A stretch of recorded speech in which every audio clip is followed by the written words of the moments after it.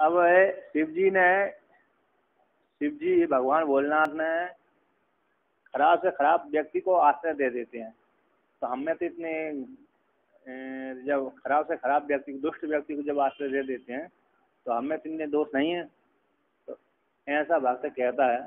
तो इस प्रकार से भक्त साधना करता है, भगवान से प्रार्थना करता है कि आप जब इतने दुष्ट व्यक्ति को आश्रय दे देते हैं तो फिर मेरे को आश्रय क्यों नहीं देंगे, आप मेरे को भी काम में डाल दीजिए, आश्रय दे दीजिए। तो कहते हैं यहाँ पर जड़ता पशुता कलंकिता कुटिल चरित्वं च नास्ति महीदेव अस्ति यदि राजमौले भवतः वर्णस्य नास्मि किं पात्रम्। तो यहाँ पर कहते हैं हे भोलेनाथ, हे महादेव यानी महादेव, हे राजमौले, राजाओं में सिरमौर हैं, सबसे श्रेष्ठ हैं। कहते हैं हे भोलेनाथ, मेरे पास आपने एक ऐसे व्यक्ति को आश्रय दिया है जिसमें सब कुछ है ना। दोषों के आश्रय चंद्रमा के समान भूषण के लिए आपने स्वीकार, दोषों जो की खान है उसको तो आपने खान धारण कर लिया, भूषण के रूप में धारण कर लिया है ना। दोषों के आश्रय रूप, जिस प्रकार से दोषों के आश्रय जो है सारे दोष जिसमें भरे हुए हैं, ऐसे चंद्रमा को आपने भूषण धारण कर लिया। आश्रय माम, मुझ चंद्रमा के समान भूषण, जिस प्रकार से आपने उसको चंद्रमा धारण कर लिया उसी प्रकार से मेरे को भी धारण आप कर लीजिए। चंद्रमा के समान आप भूषण बना करके मुझको भी धारण कर लीजिए। तो चंद्रमा में क्या क्या दोष है? कहते जड़ता, एक तो चंद्रमा जड़ वाला है कि नहीं, जड़ता पिंड जो दिखता है जड़ है उसमें, है ना। जड़त्व है, मौढ़, जड़ता कहते मौढ़्यम, जड़तात्मा है। लेकिन प्रकाश अनाश्रितम, यहाँ पर कहते हैं प्रकाश अनाश्रित है, उसमें स्वतः प्रकाश नहीं, चंद्रमा का परता प्रकाश है। चंद्रमा में जो प्रकाश है ना स्वतः नहीं है, स्वतः प्रकाश नहीं है, परता प्रकाश है उसमें। परता प्रकाश मतलब सूर्य के प्रकाश से पृथ्वी को प्रकाशित करता है चंद्रमा।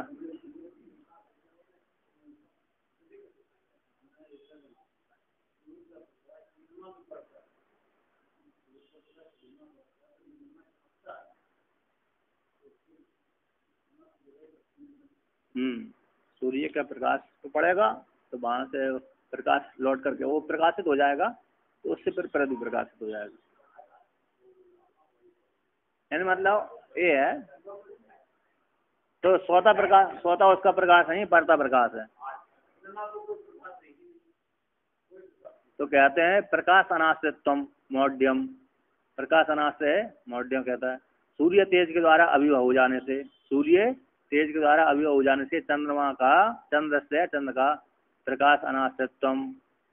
अतः यहाँ पर कहते हैं सूर्य तेज के द्वारा उसका तेज दब जाता है, इसलिए चंद्र का प्रकाश आश्रित नहीं है, प्रकाश अनाश्रित। तथा उस काल में अमायाम भवती, जिस काल में चंद्रमा का सारा प्रकाश दब जाता है ना, उस काल में अमावस्या हो जाती है। चंद्रमा का प्रकाश अनाश्रितम यदा, जिस काल तदा उस काल में अमायाम भवती, है ना। और सूर्य के तेज को जब तेज से अभिभव हो जाता है सारा, उस काल में चंद्रमा का प्रकाश चंद्र का प्रकाश अनाश्रित हो जाने के कारण तदा उस काल में अमावस्या हो जाती है। सम्मुखी अमावस्या के दिन सूर्य सम्मुख हो जाता ना, तो उसका प्रतिफलन नहीं पड़ पाता, तो प्रतिफलन न पड़ने के कारण फिर उस दिन का हो जाता है, फिर अमावस्या पड़ जाती है, पृथ्वी प्रकाश से नहीं होता। ठीक है ना। अब कहते पशुता जड़ता है, दूसरी कौन से पशुता है उसमें। अब पशुता का लक्षण कौन सा दिया, पशुता उसमें चंद्रमा में कहते पशुता, पशु के समान विवेक का अभाव है, इसी विवेक का अभाव होने से पशुता कहलाती है। तो उसने कौन से ऐसे पशुता कार्य कर दिया, मतलब गुरु की पत्नी को भी रख लिया उसने। गुरु कौन है, बृहस्पति है, बृहस्पति की पत्नी तारा को रख लिया, तो पशु जैसा कार्य किया उन्होंने। विवेक का अभाव हो गया उस काल में।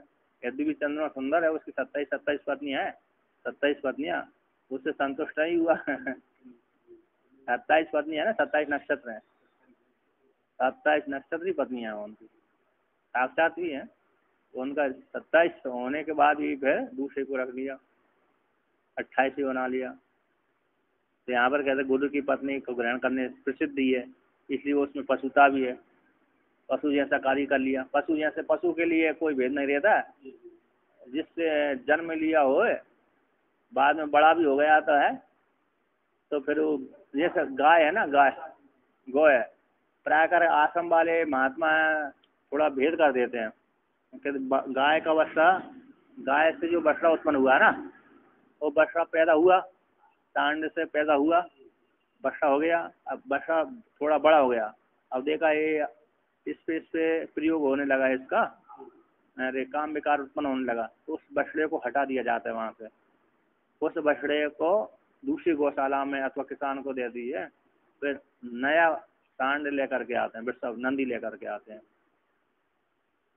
क्यों महात्मा लोग ऐसा क्यों करते हैं? कहते हैं कि इस जिससे पैदा हुआ है, जिस गाय से बछड़ा, फिर बाद में यदि बड़ा हो गया पूरा, उसको यहीं रखेंगे तो फिर उसी के ऊपर प्रयोग करेगा वो। हाँ, और माँ के ऊपर नहीं चढ़ना चाहिए ना, तो अनुचित उचित नहीं है, इसलिए उस गाय के बछड़े को गौशाला, महात्मा वाली गौशाला में से हटा देते हैं और अन्य कर देते। अथवा अरे जो बहुत सी जब हजारों संख्या में गाय हैं तो वहाँ पर नहीं हटा देते, अथवा बहुत से हटा देते हैं, बहुत से नहीं हटाते, क्योंकि हजारों की संख्या में तो किसका है किसका नहीं है, तो फिर वो नहीं होता। इसलिए यहाँ सीमित है, 10, 15, 20, 25, 30, 40, 50, 100 गाय हैं और 1-2 नंदी रखते हैं, तो फिर वहाँ हटा देते हैं वो। तो कहते हैं पशुता भी उसमें। और कहते हैं कलंकिता। कलंकिता कहाँ से आ गई चंद्रमा में? कहा कह रहे अहिल्या के साथ, इंद्र के साथ, इंद्र और ये चंद्रमा दोनों आए थे, तो दोनों आए थे, अहिल्या को क्या कर दिया? शील भंग कर दिया इंद्र देवता ने। इसने क्या कर लिया? इसने मुर्गा बन करके बोल दिया, जबकि रात को गौतम मुनि 3 बजे मुर्गा बोलता था, जंगली मुर्गा, तो उसकी आवाज़ सुन करके स्नान करने जाते थे। स्नान करने जब गंगा जी में जाते थे नदी के किनारे, तो उनका आश्रम गंगा जी से 4-5 किलोमीटर होगा, तो 1 घंटा चलने पर वो गंगा जी में पहुंच जाते थे। तो वहाँ पर स्नान आदि करके अरे सारा कार्य कर देते। तो उस काल में जब इंद्र ने उसको अहिल्या को देखकर मोहित हो गया, चंद्रमा से पहले सूर्य से भगवान से कहा कि मेरी मदद करो, तो सूर्य भगवान ने कहा मेरे तेज में, तो उसने कहा कि इंद्र देवता ने कहा पृथ्वी लोक में सबसे श्रेष्ठ सुंदर नारी कौन है? तो सूर्य ने से पूछा कि तुम दिन के अभिमानी देवता हो, तो बतलाओ सबसे सुंदर श्रेष्ठ कौन नारी है? सूर्य ने कह रही महाराज मेरे तेज के आगे सारे दुख जाते हैं, मेरे तेज के आगे सारे दुख जाते हैं, घरों में रहते हैं, इसलिए मैं नहीं जान पाता कौन सबसे श्रेष्ठ है। चंद्रमा से पूछा, कहा चंद्रमा ने बता दिया गौतम मुनि की पत्नी अहिल्या सबसे श्रेष्ठ उस काल में। तो कहा कि मेरी मदद करो। पहले देवता से कहा, सूर्य देवता से कहा, सूर्य देवता ने कहा महाराज मैं ऐसा कैसे कर सकता हूँ, मैं दिन का अभिमान देता हूँ, मैं जाऊँगा प्रकाश हो जाएगा। तो चंद्रमा कहा, तो चंद्रमा ने इंद्र देवता की बात स्वीकार कर लिया और उन्होंने देखा कि गौतम मुनि कहाँ का विहार करते हैं, क्या क्या करते हैं। तो उन्होंने कहा 3 बजे उठकर जाते हैं। उठ करके उस दिन वो चंद्रमा और जब इंद्र देवता आए उस काल में वो अरे रात को 2 बजे ही जो है उनको जगा दिया, 1 बजे अर्धरात्रि को जगा दिया, निश्चित रात्रि को उन्होंने जगा दिया। और निश्चित रात्रि को जब जगा दिया, मुर्गा बोल दिया, तो मुर्गा को आवाज सुनकर गौतम मुनि चल दिए। उन्होंने ध्यान नहीं लगाया कि हो सकते हैं प्रतिदिन का कार्य था, तो शंका नहीं रही उनको, है ना। तो निश्चित रात्रि में ही वो कमंडल उठा करके चल दिए। पहले दोनों साथ जा रहे थे पति पत्नी, उस दिन संयोग बस उसको भी थोड़े आलस आ गया, नहीं गई, तो बीमार हो गई होगी, थोड़ी तकलीफ हो गई थी थोड़ी, है हाँ ईश्वर की, अथवा इंद्र देवता ने कर दिया तो स्वाभाविक ही हो गई होगी। तो इस प्रकार से तकलीफ हो गई तो नहीं गई वो। उसने कहा कि आप जल ले आना, उसी जल से मैं स्नान कर लूँगी। तो ठीक है, चले गए। तो जैसे ही गंगा जी में उसने वो स्नान करने लगे, प्रवेश किया, उसी काल में गंगा जी ने बोल दिया, अरे कौन आया है, सोती हुई मुझको जगा रहे हो? अभी तो यार प्रातः काल भी मुहूर्त भी नहीं आया, मतलब ब्रह्म मुहूर्त भी नहीं हुआ, तो जिसने आधी रात को किसने जगा दिया? उनका देवी मैं तो हर दिन आप में स्नान करता हूँ इसी समय, कहे नहीं अभी अरे आधी रात ही चल रही है, ब्रह्म मुहूर्त में नहीं आए, तुम पहले आते थे ब्रह्म मुहूर्त, आज ब्रह्म मुहूर्त से पहले आए, इसलिए मैं सो रही हूँ, तुमने जगा दिया। जाओ तुम्हारे घर में इंद्र देवता और चंद्रमा देवता मेरे आए हैं, उन्होंने जगाया, तुम्हारी पत्नी के शील हरण करने के लिए आए हैं। नदी ने बता दिया था। तो लौट करके आए, लौट कर आकर के इंद्र ने देख लिया कि गौतम मुनि आ गए, तो वहाँ पर भागने लगा इंद्र, भागने लगा तो चंद्रमा भी भागने लगा, चंद्रमा भी भागने लगा, इंद्र भी भागने लगा। उन्होंने कहा कहाँ भाग रहे हो, तो जिसको लेकर के यहाँ पर आए इसलिए तुम्हारे सारे शरीर में 100,000 भग हो जाए, जिसकी वासना से युक्त होकर के तुम दूसरों के, यदि भी तुम्हारे पास हजारों प्रकार की हजारों लाखों अप्सराएं हैं, उनसे संतुष्ट न होकर के मनुष्य लोग की स्त्री के पीछे पड़ गए, इससे सिद्ध तुम इतने बड़े काम में, इसलिए तुम्हारे सारे शरीर में ही भग हो जाए। तो 1,000 भग कर दिए उनको। अब 1,000 भग कर दिए तो अब वो दुखी हो गए। अब भाग्य का देखने से तो व्यक्ति खराब लगता है ना। तो इंद्र बड़ा लज्जित हो गया, क्या करें अब क्या करें। तो शुक्राचार्य बृहस्पति के पास में गए, बृहस्पति ने भी बहुत काल तक तो अरे वो भक्त के रूप में रहे, फिर बाद में बृहस्पति ने उसको नेत्रों के रूप में परिणत कर दिया। इस नेत्र चक्षु इंद्रिय, नहीं तो प्रजनन इंद्रिय था, पहले तो प्रजनन इंद्रिय था, बाद में उसी प्रजनन इंद्रिय का चिन्ह को उन्होंने चक्षु के रूप में परिणत कर दिया, तो सारे शरीर में चक्षु हो गए। तो इसलिए सहस्त्राक्ष से बोल हैं। अरे हाँ, तो जो चिन्ह था उसको दूसरे चिन्ह में परिवर्तन नेत्र के रूप में परिणत कर दिया, इसलिए इंद्र का नाम क्या है, सहस्त्राक्ष। 1,000 सहस्त्राक्ष, 1,000 नेत्र वाला सहस्र अक्ष, 1,000 नेत्र वाला इंद्र है। और चंद्रमा को देखा, चंद्रमा ने गलत कार्य नहीं किया था, लेकिन उसने जगह धोखा दिया था। चंद्रमा को शराब दे दी कि तुम कलंक रहोगे, कलंकित हो जाओगे। इसलिए चंद्रमा को देखते हैं ना, तो चंद्रमा का जब मंडल देखते हैं तो मंडल में एक छाया पड़ी रहती है, धब्बा पड़ा रहता है, वही कलंक श्राप है उनका। तो कहते हैं कलंकता, और कहते हैं कुटिल चरत्वम, और कुटिल चरत्व चंद्रमा में टेढ़ा चलता है, सीधा सीधा नहीं चलता, बड़ी चंचल है, उसमें चंचलता है ना। तो कहते हैं कुटिल चल बिंब कौटिल्य रूप से, बिंब यहाँ पर टेढ़ा कैसे चल रहा है, बोलते बिंब कौटिल्य होने, कभी देखो कभी गोल पूरा गोल हो जाता है, पूर्णिमा के लिए तो पूर्णिमा के दिन तो पूरा हो जाता है, और चतुर्दशी के लिए थोड़ा कम रहता है, तृतीया का और टेढ़ा रहता है, और द्वितीया में पूरा ही टेढ़ा हो जाता है, द्वितीया में पूरा टेढ़ा, तृतीया में थोड़ा बढ़ जाता है, थोड़ा कम हो जाता है, चतुर्थी में और कम हो जाता है, पंचमी में, पूर्णिमा को पूरा हो जाता है। तो टेढ़ा प्रतिबिंब वाला है, तो टेढ़ी चाल वाला भी है। तो यहाँ पर कहते हैं बिंब कौटिल्य से संचरण करने वाला, ये इतने दोस्तों का समुदाय जो चंद्रमा है, इसमें दोस्तों का जो समुदाय है ना, दोस्तों का समुदाय चंद्रमा में है। किसमें? चंद्रमा में है। ऐसे चंद्रमा में तो यही बोलना, क्या आप उसको सिर पर धारण नहीं करते? इतने दोस्त वाले व्यक्ति को आप सिर पर धारण कर लेते हैं।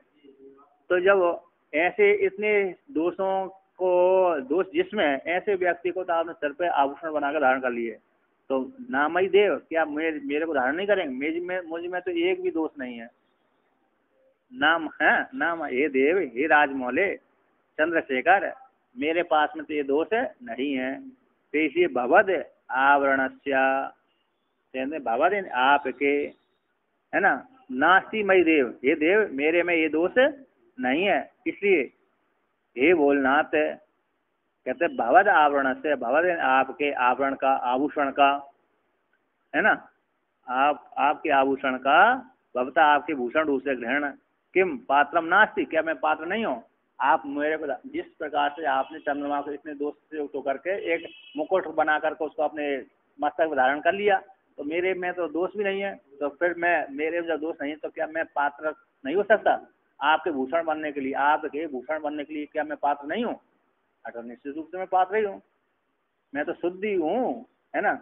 क्या मेरे देव राजमौले, मैं आपके भूषण रूप से ग्रहण नहीं हो सकता? भूषण रूप से ग्रहण करके आप, क्या मैं पात्र आपका नहीं हूँ? अतः निश्चित रूप से यद्यपि दोष वाला ग्रहण, यहाँ पर कहते हैं यद्यपि दोष वाले का ग्रहण बुद्धिशालियों को न नहीं स्वीकार होता है। बुद्धिमान दोष वाले व्यक्ति को स्वीकार नहीं करते। दोष वाले दोष जिसमें दोष है ना, ऐसे व्यक्तियों को बुद्धिमान जो व्यक्ति होते हैं वो स्वीकार नहीं करते। किंतु आप तो सभी को स्वीकार कर लेते हैं। किंतु कहते तुम तो कैसे दयावश से, तुम आपने कैसे स्वीकार कर लिया चंद्रमा को, क्या उसने गड़गड़ाया आपके पास में आकर मेरी रक्षा करो महादेव, मेरी रक्षा करो। तो दया परवश होकर के आपने ऐसे दोष वाले को ग्रहण कर लेते हैं। तो दया के अधीन होकर के तदपि आप सम मन से आपको स्वीकार कर लेते हैं। इसलिए दोषयुक्त चंद्रमा को ग्रहण करने से ग्रहण से एवं इस प्रकार से प्राप्त होते प्रत्यय में आप प्राप्त कर लेते हैं। उस तस्मात इसी हेतु से मत ग्रहण भी युक्तम ही है। जिस प्रकार से आपने चंद्रमा दोष वाले चंद्रमा को ग्रहण कर लिया, उसी प्रकार से मेरे को ग्रहण करिए। ठीक है ना। हे राजमौले, यदि में पात्र है ना, यहाँ पर कहते हैं यदि अगर है अस्थि है, यदि मेरे जिस प्रकार चंद्रमा में पात्रता है, पात्र है उसको धारण कर लिया, तो मेरे में भी कोई दोष नहीं, इसलिए मैं भी पात्र वाला हूँ। इसलिए मेरे को भी आप क्या करिए, बोलना अपना आभूषण बनाकर धारण कर लीजिए। मैं भी पात्र के योग्य हूँ। जिस प्रकार से चंद्रमा इतने गुण दोषों से युक्त होकर को पात्र बन गया, आपने उसको धारण कर लिया, उसी प्रकार से मैं भी क्या अपने पात्र का विषय नहीं हूँ, अगर मैं भी आपके आभूषण बनने के लिए पात्र का विषय हूँ। आप मेरे को धारण करिए।